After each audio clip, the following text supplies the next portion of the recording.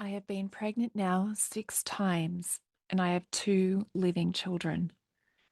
Amana Mayfield-Faulkner spent 15 years attending births. She held reverence for mothers, witnessed the sacred work of bringing life earthside, and knew in her bones she was meant for motherhood herself. And then she became the mother who needed support. 6 weeks pregnant with her first baby, she was surprised by the depth of her grief. There's still so much attachment at this time, she shares. We look ahead and we envision. Then came Hartley, her daughter born at full term without kidneys. Amana chose to carry her until her natural time of birth. Hartley was breech. Amana birthed her at home, not knowing if she'd be alive when she arrived. She was, just for a few moments, in her mother's arms. I felt like if I'm not grieving this baby, thinking about this baby, doing things to honor them, who is going to be? Today, Amana walks between worlds, tending to both birth and death, supporting mothers through the labyrinth of grief she navigated herself. This is her story about mother grief ritual, the body's memory of loss, and how the deepest sorrow can unlock our greatest capacity for joy. Welcome to the What I Wish I Knew After Pregnancy Loss podcast. I am your host, Shana Southern.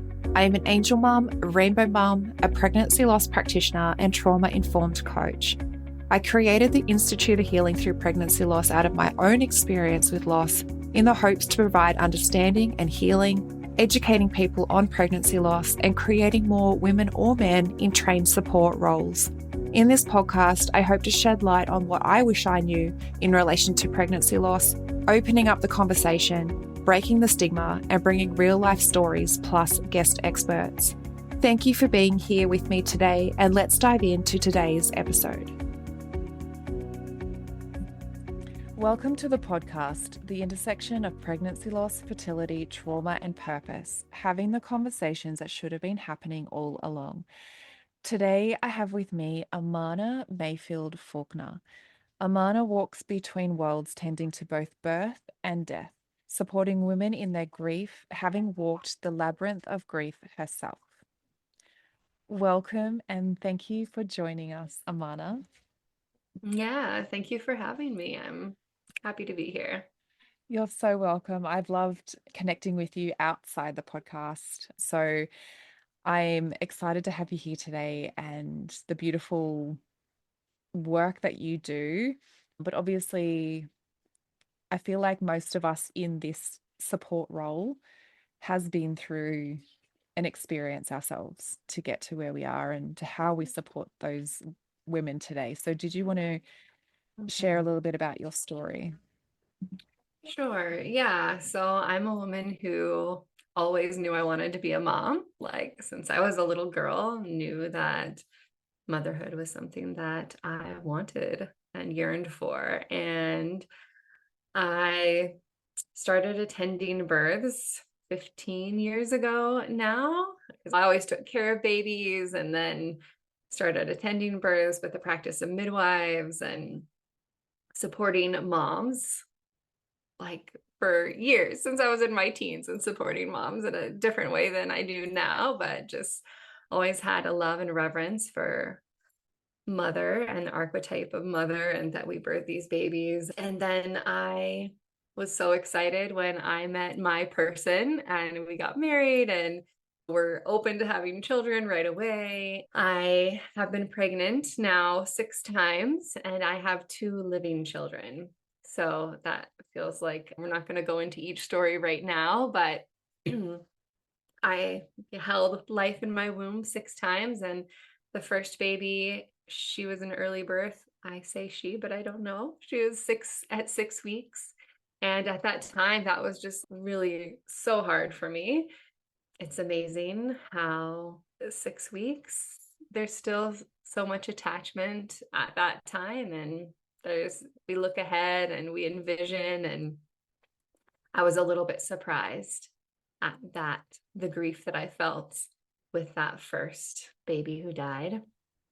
And then my next baby in my womb, when I was 6 months pregnant, I didn't know if she was a boy or a girl. I had chosen not to have ultrasound. And it was when I was 6 months pregnant and had a kidney problem of my own, I wound up having an ultrasound to find out that she didn't have kidneys. And so it was this very intertwined, like I knew that was purposeful because I wouldn't have had the ultrasound otherwise.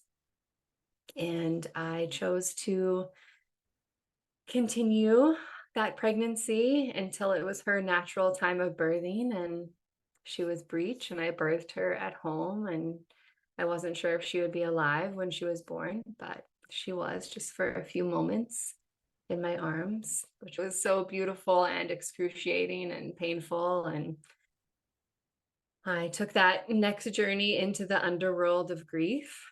And I will say that for me, some people were asking, like, they felt like I had navigated her birth and death, her name's Hartley, more easily than they were expecting.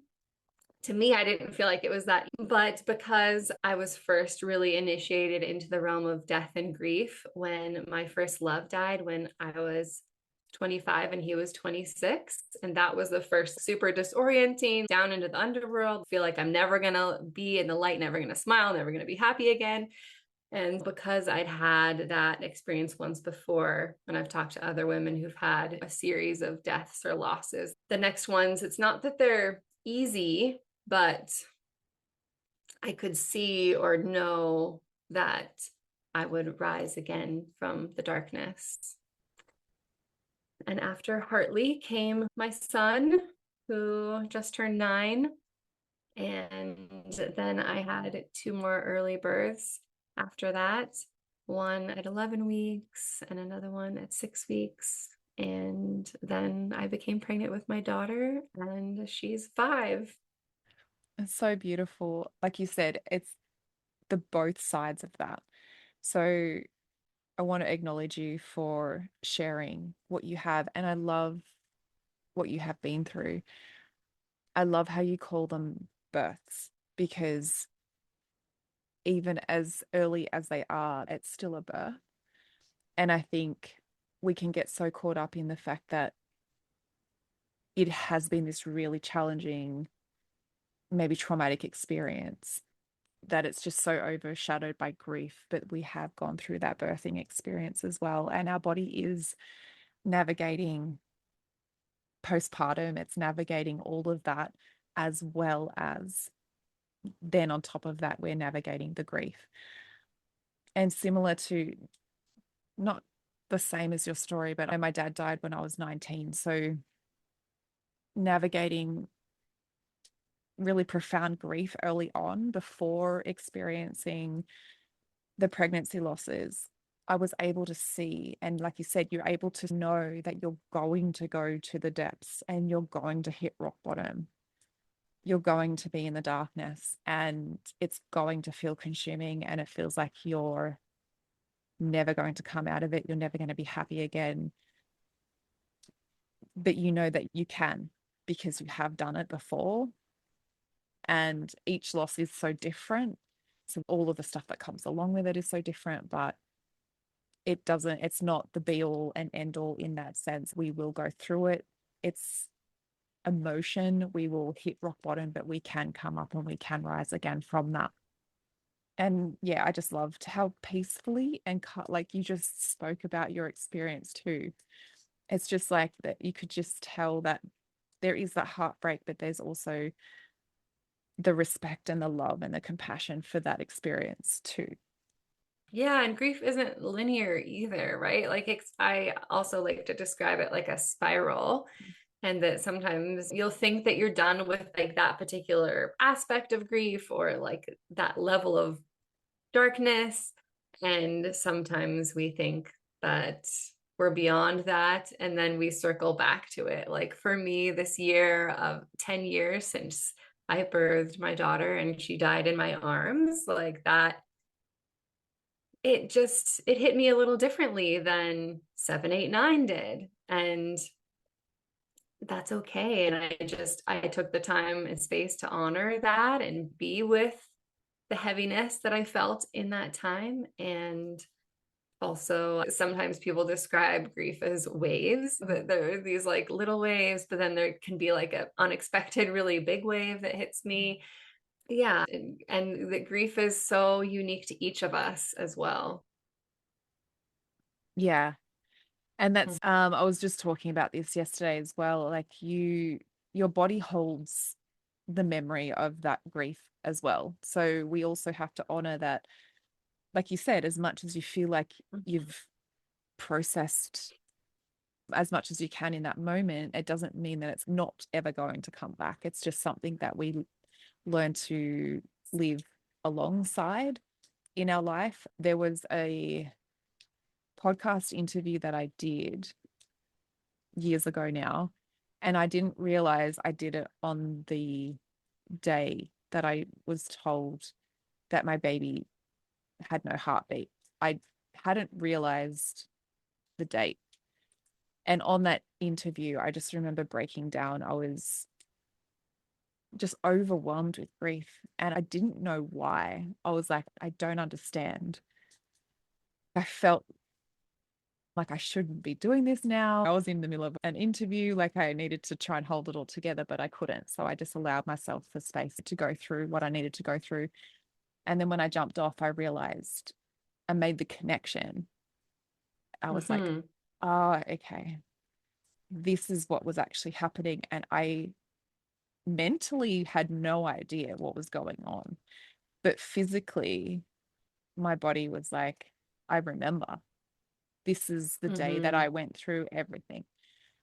And yeah, it could literally be 5 years, 10 years, 20 years down the track. And you still get hit with these big waves. And like you said, they're different. Nothing's ever going to be the same. But we need to give ourselves the space to just navigate whatever it is in that time and however it's presenting at the time, and give ourselves the space to just go, okay, cool. This is what I can do for me now. I can process this. I know it's not going to last forever. It just needs to move through me. Yeah, and allow the spaciousness for that. I think a lot of people, our culture, the world that we live in, like we don't have a lot of grief literacy or understanding of how to support someone in grief or to even be in grief ourselves. So it's so common for us to want to, and me too at times, just push it away or pretend it's not happening and not experience it. But that doesn't make it go away. It's just there waiting for when you allow it or it pushes itself through. So if a person is able to really lean into it and give it its full expression, whatever that looks like in that moment for that particular grief, it can also be so healing and transformative in other ways to ease us forward in our healing because there's just not avoiding it, just doesn't go away. You can't just not deal with it. No, I always likened it to, that saying, you can't just push it under the rug, but then it's just like this visual thing of this big lump under a rug. And I'm like, you're just going to keep tripping over it. Like it's always going to be in your way. It's never going to just be gone until you decide to witness it. And like you just said, we need to give it its fullest expression. We need to witness it to completion. And just know that it doesn't mean that just because you're allowing that to come through you, it's going to last forever. Like there were moments where I felt like I would just keep crying. And I'm like, I'm never going to stop crying. But then you do, you just stop. And then you feel so much release in that moment when you've allowed yourself just to go to that point of, okay, I'm done. Like, I think I've cried what I felt like I need to. And then you Mhm. feel this real sense of release. We spoke about a few topics prior to recording. They are so valuable. And especially, I love all of the things that you wanted to talk about. But let's first start with the mother grief, because when we're going through these losses, it can be very multifaceted, especially when we're navigating the grief aspects to it as well. What do you wish more people understood about the uniqueness of grief that exists specifically in the mother-child relationship, whether that's grieving a child, grieving the mother that you thought that you would be? Like you said, we're grieving that vision, that future as well, or Hmm. grieving parts of yourself that motherhood has transformed.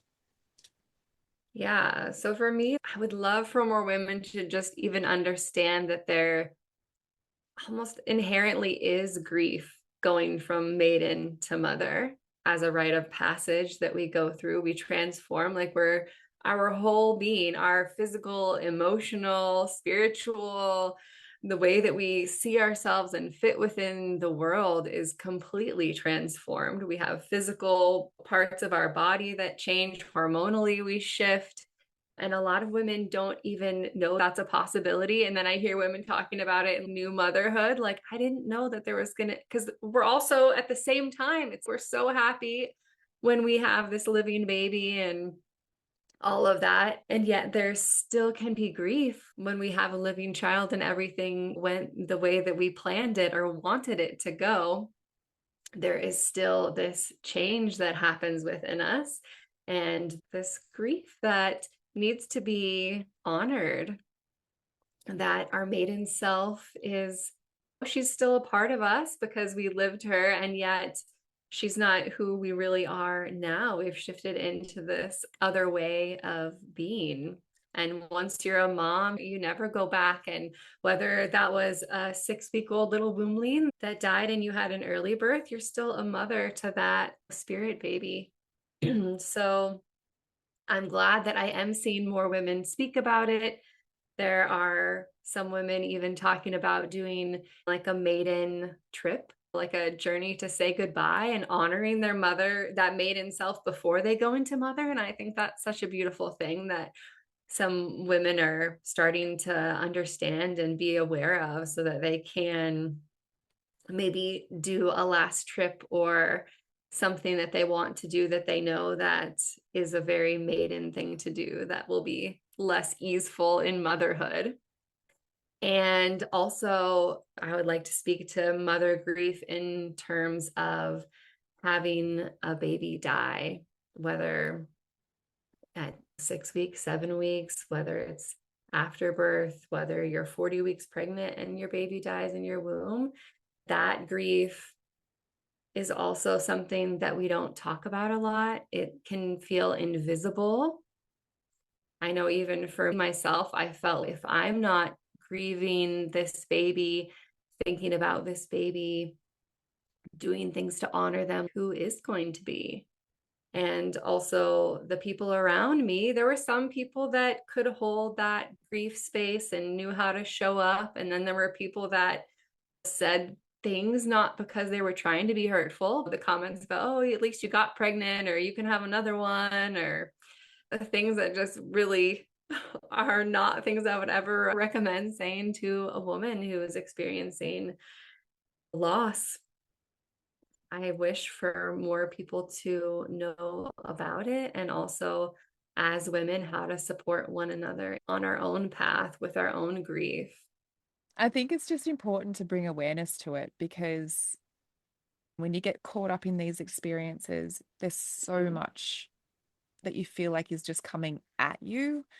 And Mm. you're like, can I grieve that part of me? Can I grieve being a mother? Am I even a mother? There's also that identity there that you're grieving Mm. because then you're like, is that a title that I can give myself?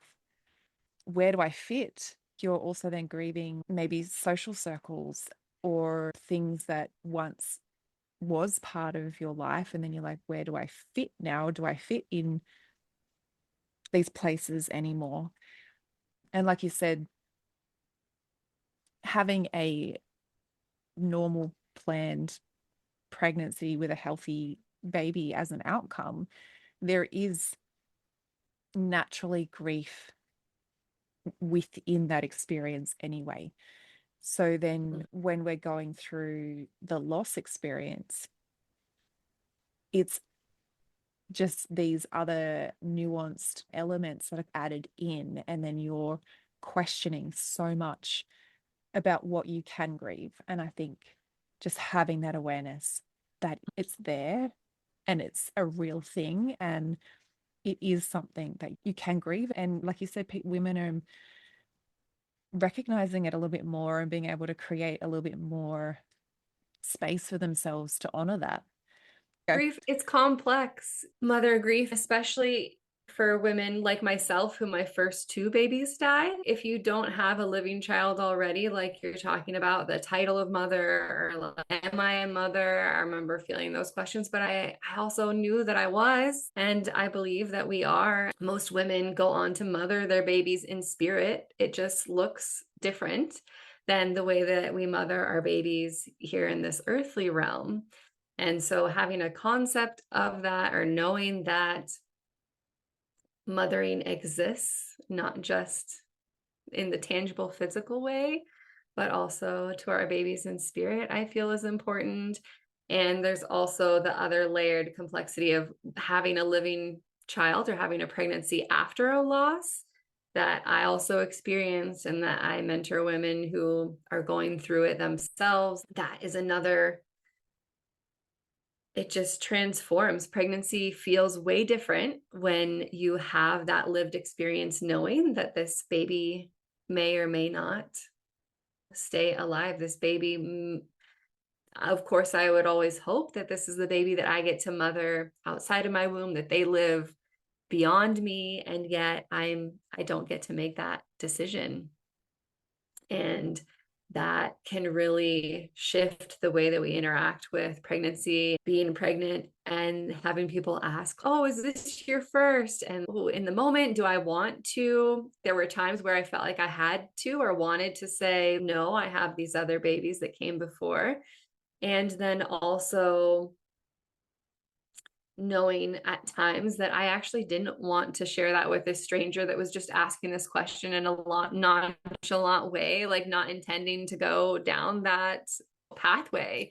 So I also want women to know that I believe that our babies understand that it's okay for us to sometimes say, oh, yeah, it is, or just not go down the hole with the other person, because then I would find myself sometimes having to navigate that person's emotions if I were to share with them that actually my baby died. And sometimes I'm totally fine and in a good place, and I can hold that and be with that other person in their experience of hearing about my experience. But sometimes I don't want to deal with that, and that's okay too. If you're listening to this and feeling the pull to help bereaved mothers, but you're stuck wondering, what am I actually building and can I make this work? I created something for you. It's called From Loss to Legacy, the 4-week immersion. Over 4 weeks, we crystallize your calling, your story as professional foundation, your purpose that will sustain you, your specific offer with proof bereaved mothers will invest, and your 12-month roadmap forward. You'll stop circling and start building. The certification teaches how to support bereaved mothers with trauma-informed frameworks, but the immersion teaches you what you're building and whether this is your path. The next cohort starts in March. Enrollment opens in February. If you're ready to get clarity on your calling, DM me immersion on Instagram. Don't circle for years. Get clear now. I think that is really important to know that you don't have to share it with everyone. Pick your people wisely if you do want to share it, and also feel into it. Like you said, just feel Mhm. into whether or not you have the capacity to cope with how that all unfolds when you do start telling your story. That was similar experience. Like my first pregnancy ended in loss, and then we had my rainbow, and that was questions that we were navigating after that as well. And I almost felt like saying to them, you asked the question, like you should be able to expect an Mhm. answer. Yeah. Yeah. Not everyone And can. I also had beautiful times, right? But I also had beautiful experiences. Right now, what's coming to mind is I was on a plane and I was pregnant with my next baby, Odin, at that time. And the man next to me asked the question. And I told him, actually, no, my first two babies died. And then he went into telling me about how he had twins that didn't live, that died, and the ways that they honored their twins across the years. And so it can also be a doorway to beautiful conversations with strangers at times as well. Yeah, and in a way, just normalizing the fact that we can talk about it. And I think too, it allows them to honor their children, their experience as well. I never feel like we should be afraid, but then there is that element of, oh, I don't know how this is all going to go. Am I going to have to cope with their emotions? Am I going to help them have to go through it? Or, like you said, it can be the complete opposite and they just come out with their story too. And then you can almost bond with a complete stranger Mm-hmm. over something that is an absolute experience that turns your life on its head, then creating it to be something beautiful where you can talk about how you honor each of those children. In saying that, in the honoring piece, what role has rituals played in your healing journey, in the ability to stay connected to your babies, to what matters most, while also allowing yourself to move forward? Yeah. So for me, I feel like my biggest rituals happened with Hartley because she grew to full term inside of me. I have her ashes and some of her hair and the little handprint that I did. And for me, with my babies, I tend to experience a color with each of them. And for her, it was green. And so we gave her the middle name Malachite, which is a green stone, also known as like the midwife stone. After she died, the first thing that I started doing was a friend gave me this green malachite necklace, and I just wore it all the time. And it just felt so precious to me. In those early days, I slept with her ashes right next to me every night, and I would take them with me. And I would also just create these little altar spaces. And sometimes when I was in that early grief, it was every single day, even maybe multiple times a day, that I would sit and be with her ashes and light a candle and connect with her through the cosmos and just really let myself be in the grief wherever I needed to go with that. And then as it got further from her death, the grieving shifted and the altars changed and the frequency changed. But I talk to women a lot, and they sometimes, like, I also felt, who's going to grieve if not me? And so I felt sometimes this pressure to do it, or this sort of sadness if I didn't carve out the time for myself to do it in a certain time period. So for some women, it can feel really useful to even put it in the calendars. Oh, on this day at this time, I'm going to sit down and be with whatever shows up with my grief in that moment. Doesn't mean you have to like erect something specific. And you can also, I just found it really healing to create these little altars with different items that reminded me of her. Like sometimes it was like an orange because I craved oranges in her pregnancy. I remember being in a public bathroom and there was a green crayon on the floor. And I'm feeling tearful even right now thinking of it. Just like it felt like such a message from her to have that green crayon. But it can be as simple as lighting a candle, having a photo, picking up leaves or other things that make you feel connected. I love how trees are such a beautiful like example, the way that they die in such beauty, like not the full tree dying, but their leaves, like every season when the leaves change color and they're just magnificent and they're dying and they just allow themselves to, they fall to the earth and then return. And so I would love to just for women to also know that grief doesn't always have to be dark or scary or sad. that for me, also movement, and for other women that I've worked with, that yes, I saw a counselor and talked, and that was helpful in a lot of ways. And there are some things, like you spoke about, our body like holds things, right? And so we also can't, not all grief can be expressed through words. So, another thing that women can do on a weekly basis or daily, wherever it is, wherever they are at with their own grief, whatever frequency feels right, that putting on a song and moving your expression of grief. What does grief look like when you move it in your body? And that's going to be different for everyone and different each time. But I find that so valuable. Your energy is gonna absolutely feel different before the song to after the song, especially when you're intentionally being with and moving your grief. I think that's Yeah. beautiful. So many beautiful things there. And like you said, I love how you mentioned the trees, and we're an extension of Mother Nature, aren't we? Yeah, we are. We Yeah. came from her. We're built from minerals and water from the earth and from the cosmos. Yeah. So to take lessons from her and understanding that there are seasons, like you said, the leaves die with such beauty. There's sometimes really intense color in the way that they change.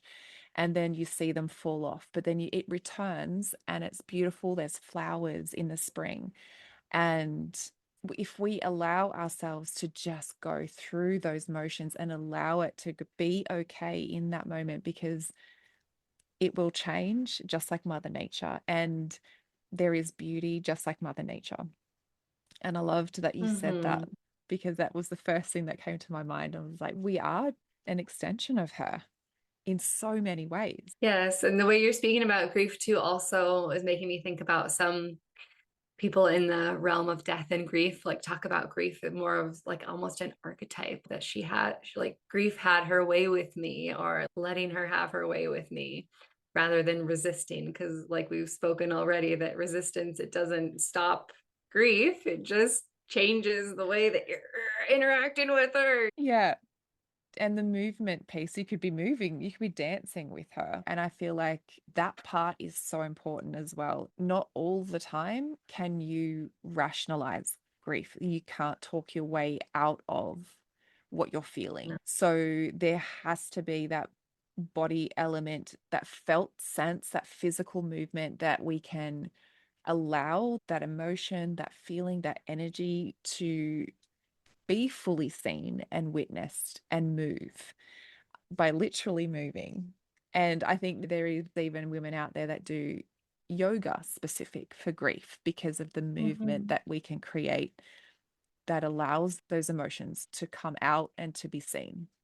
Another thing that just really helped me in my own grief was also just speaking to other women who had walked the path before me, especially women who it didn't just happen last year. That is still helpful, but to also speak to women who were further along the path, that it had happened years ago. And so they were at a different moment in their grief and could talk about it reflectively to me, and I could ask questions. And I really find it's important for women to be able to commune and gather with other women that are walking this. I like to, Mm. like I said, the labyrinth of grief, which has labyrinths have no wrong turns. You go in one way and you come out the same way, but changed. And so gathering, whether it's virtually online or in person with other women, so that you can, because we can feel so alone in our grief. So that's also just like a really important piece, to find other women that are also grieving. And of course, their stories won't be exactly the same, but there will be connection. Yeah. And like you said, finding and speaking to women who are going through it, maybe in the same space as you, is valuable. But finding women and speaking with women who are further along also gives you that insight, that foresight to say, okay, I can get there too. I can get out of where I am and I can be there too. These women aren't unicorns. They're not this magical thing that's just all of a sudden they're at a certain place and you're never going to get there. The opportunity is there for you as well.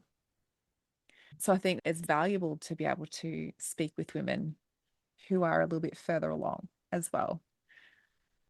Yeah. Um, And that might even lead into we spoke a little before we started recording about post-traumatic growth and that yes. women that are further down when the death happened years ago, it gives us that insight and ability to zoom out and see the bigger picture a little bit more. A lot of women don't know about post-traumatic growth. That's a possibility and honestly a likelihood. I feel like that's true in motherhood too. We have big growth, not that every birth is traumatic, but there's growth in motherhood and there's growth in grief.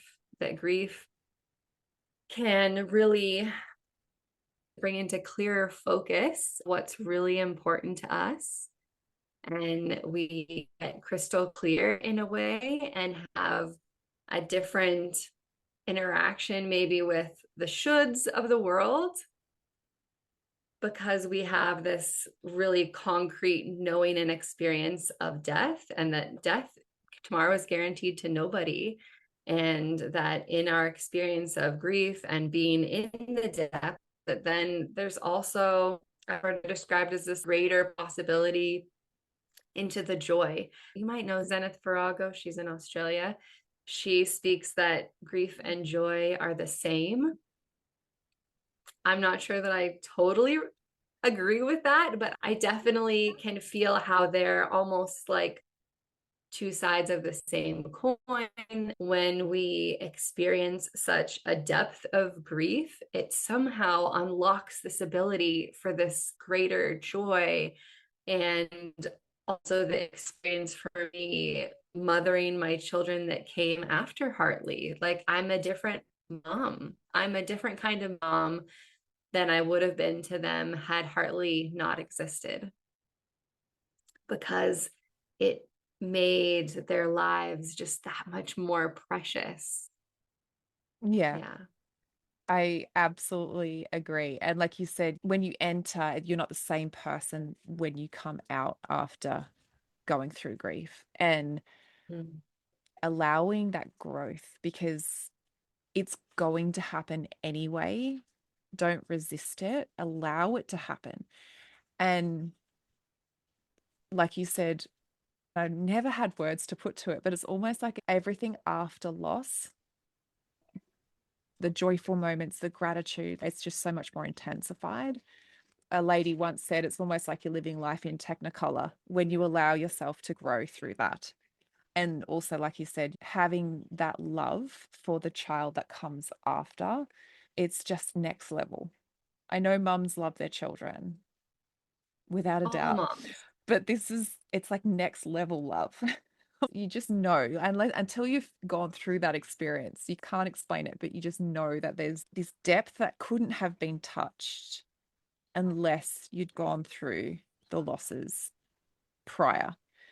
It just allows you to love so much deeper. And there was a line in Inside Out, the Emotions movie, and Joy said to sadness, "Wherever you go, I go." And because I have a 7-year-old now, I'm watching so many children's movies. It's a line that stuck with me, and it's so true.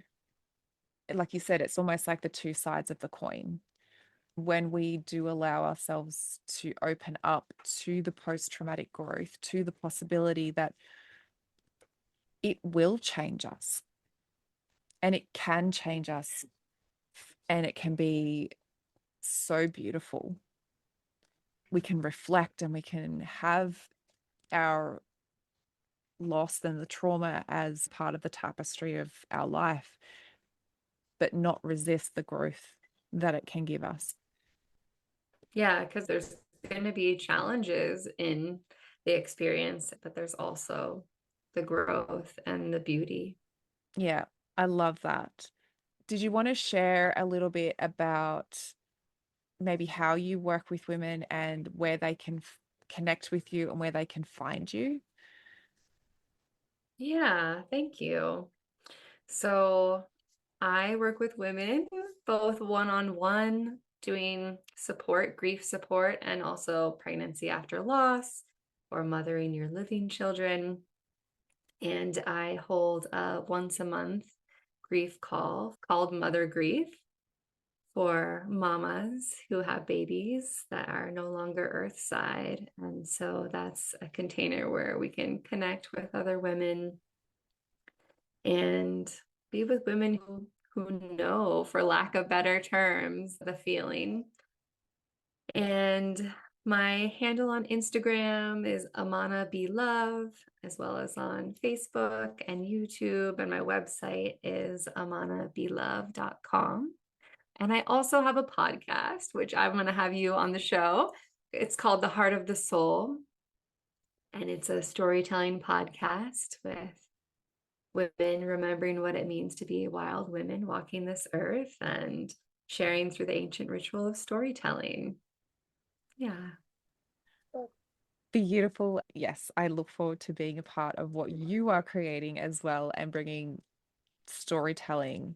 There's so much power in that and validation and what we go through. I don't believe not everyone has the capacity to share and to talk about it, but if we do have the capacity to share and talk about it, to bring our stories to the wider population, to bring it to the world so that we can have these conversations and in the process break stigmas. I just don't believe what we've been through is meant to stay silent.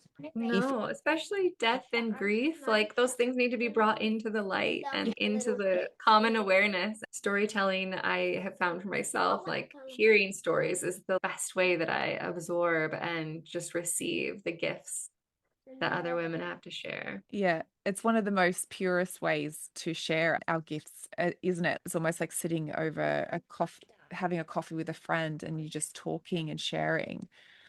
It's the easiest way that we can receive information is when we can hear it through a story. And when it's through lived experiences, it just makes it even more powerful because there are women out there that are experiencing these things. And if you're experiencing them too, or something similar, you feel seen. Yeah, it helped me so much hearing other women's stories when I felt so alone, when none of my actual peers and the women that I knew in real life had experienced loss and death in the ways that I did. It made a world of difference to be able to speak to other women who had and hear their stories. So yeah, Yeah. I'm excited to story more fully. And I love the podcast swapping because it's you get this like extra time when you go from one to the next. And Yeah. yeah. I love it. I love what you've got. I love what you're creating. And I love that you're in the space helping women. And this is why I wanted to speak with you today and share what you know, because women need to know there are people out there who are supporting other bereaved mothers, who are in the position to help you navigate one of the hardest times in your life. And we can often, like you said, communities are great when we can share, when we can start to talk about it, to feel less alone. But then also we need to know that there are people out there that can help us move through that healing. Because then that is also another really isolating part of the journey is okay, yes, there are people that are going through it, but how do I help myself to get to where I want to be in my life? And having people like yourself out there who are supporting women going through that in those transitions, in the grief transformations is just so valuable. Thank you. Yeah. So I will pop all of your socials and all of your handles and links and stuff in the show notes so people can find you. Is there anything else you wanted to leave the listeners with today before we wrap up? I would love for women to know that although their experience is specifically unique to them, just like our fingerprints and our voices, that no matter what experience you're having, there are probably other women who've had some similar paths you're not alone. And like you said, there's women in the world like you and me, especially supporting women in pregnancy, loss, and death, and that grief changes. Grief will always, just like life is always changing, your grief will also change. Because I remember feeling so stuck, and at times that my grief would always feel that heavy. And I just want to speak to the knowing that your grief will change. Yeah. Yeah, I absolutely agree. And that was beautiful. So thank you so much for being here and sharing so openly everything that you have today. Yeah. Thank you for having me. You're so welcome, Amana. Thank you to all that have listened in. If this episode was valuable to you, I invite you to leave a review on Apple Podcasts, and I look forward to supporting you on the next episode. Thank you for listening in with me today. I hope you found this episode helpful. If you did, I would absolutely love to hear from you. Take a screenshot of this episode, share it to social media, and tag me at Institute of Healing_PL. I love seeing what is resonating with you right now. If you want to chat further, I invite you to connect with me through Instagram. Head over and follow my Instagram account, send me a DM, and let's open the communication. If you want to know more about how you can be the support for others, head to the show notes and fill out the application form for the Pregnancy Loss Practitioner certification. I want to also note here that what I share within the episodes is not medical advice. If you need further support, please consult your doctor. Thank you again. Much love to you. Be gentle with yourself, and I look forward to supporting you on the next episode.